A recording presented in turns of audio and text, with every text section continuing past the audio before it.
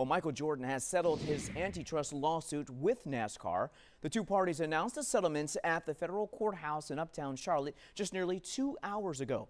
Thanks for joining us at noon. I'm Demarni Lewis, and Channel 9's Evan Donovan has been on top of this case since it broke and joins us live from the federal courthouse now. And Evan, this settlement came as a surprise to a lot of people. It was a bit of a surprise, but not completely unexpected based on how this trial was going for NASCAR.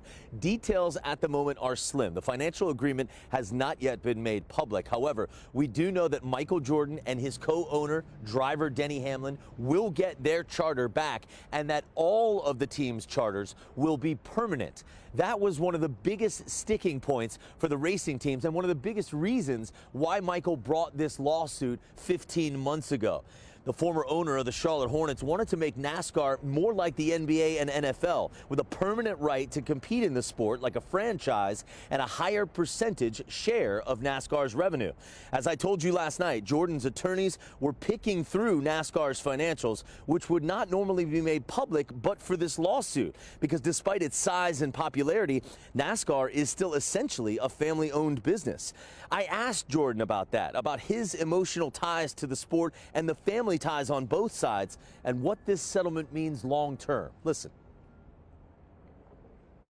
Family history wrapped up here, not just for you, Mr. France, but also for you, Mr. Jordan. Can you talk about just what it means to you from a legacy point of view?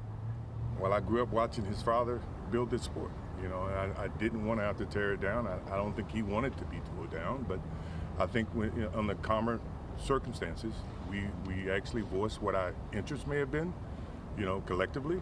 And at the end of the day, we reached some type of compromise. There are no cameras allowed inside federal courtrooms, so despite Michael having been on the stand during this trial, this is the first time we've heard from him since it started. Again, details on the agreement have not yet been made public, and we don't really have a timeline for when they will be. Coming up tonight at 5, I talked to Jordan's co-owner, Denny Hamlin. I'll bring you that conversation this evening on Eyewitness News. Live in Uptown Charlotte, Evan Donovan, Channel 9 Eyewitness News. On top of it for us. Thank you so much for that report.